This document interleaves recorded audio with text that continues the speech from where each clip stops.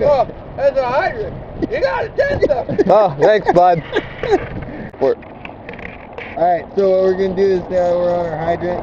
We need to record the make of the hydrant, the model and year number, where the location of the hydrant is, and a specific description of the hydrant. So this would be directly south side of the road from the bullpen. We're going to look for any shut-off valves for the main line of water, which we don't see any on this hydrant. And we're also going to record the hydrant number that's on the map and write it down, who it's been tested by, and then get our lat and long for our GPS coordinates. And then we'll go ahead and we're going to open up the 2.5 side of it.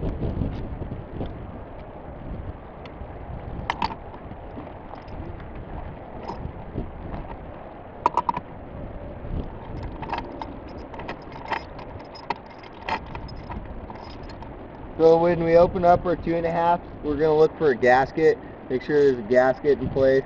We're also going to clean the threads with the wire brush, and then replace gaskets if needed, and then lube the threads with the grease.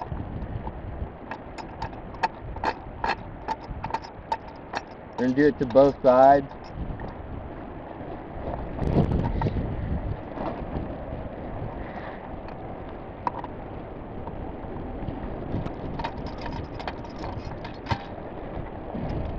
Make sure it's got a gasket.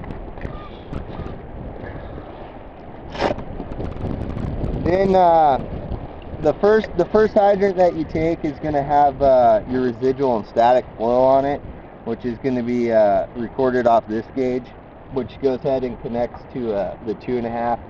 And then you get your initial reading with this hydrant wide open, and then your second reading with another hydrant down the same line open, while they get a pedo. So we're gonna flush the hydrant and make sure it's clear, got good clean water. Make sure it opens easily.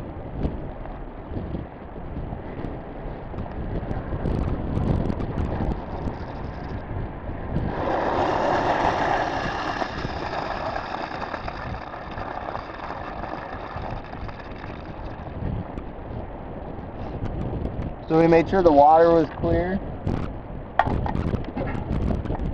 We're also going to check for any leaks around the bonnet.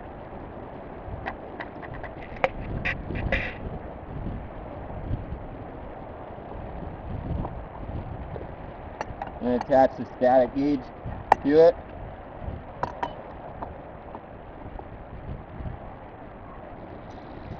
There's a little valve right here that you can relieve pressure with, so when you charge it, you make sure there's no air in the system.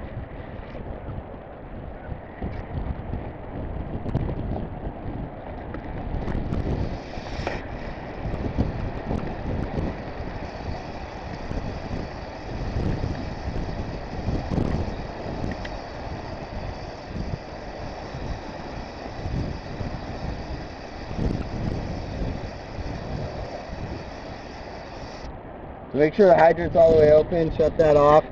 You're going to go ahead and get your, let it float for a little bit.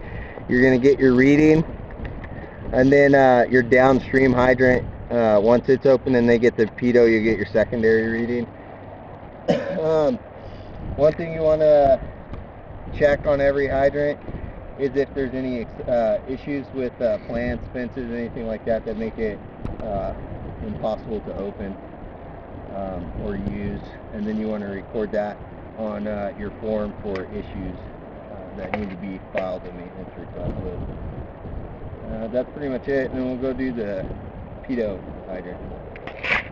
So now we're going to go ahead and do the pedo reading. Our downstream hydrant is on, and we got our residual or our static gauge reading, and now we're going to go ahead and get the pedo and the residual flow reading.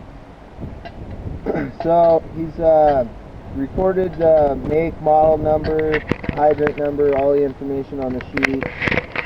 He's found any issues with access to the hydrant. and noted those on documentation. He's applying the stinger onto the 2.5 that will direct the water to a spot that's not going to create any issues, which is something you really want to pay attention to. So now that it's set up at an angle that's going to flow water where we want it to go, not in anybody's property or anything, you'll go ahead and open the hydrant.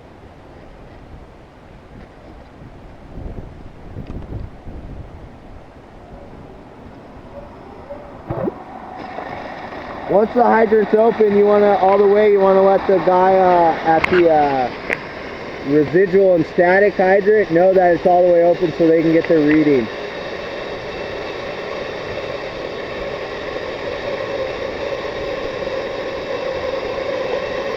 So now that he has it all the way open, he's told the guy on the downstream hydrant, and he's going to go ahead and get his pitot reading.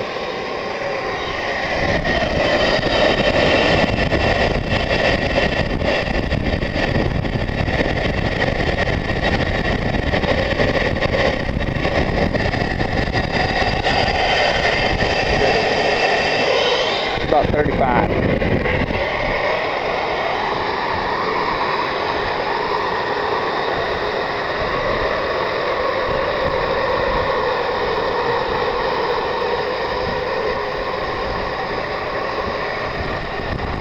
He's gonna shut down the hydrant and let the guy that has the paperwork know what the pitot reading was, so that they can record it.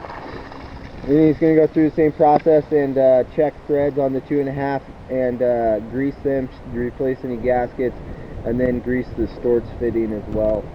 He's looking for any leaks around the bonnet or around where the hydrant goes into the ground, and check for ease of opening. And then return it back to service and you're done.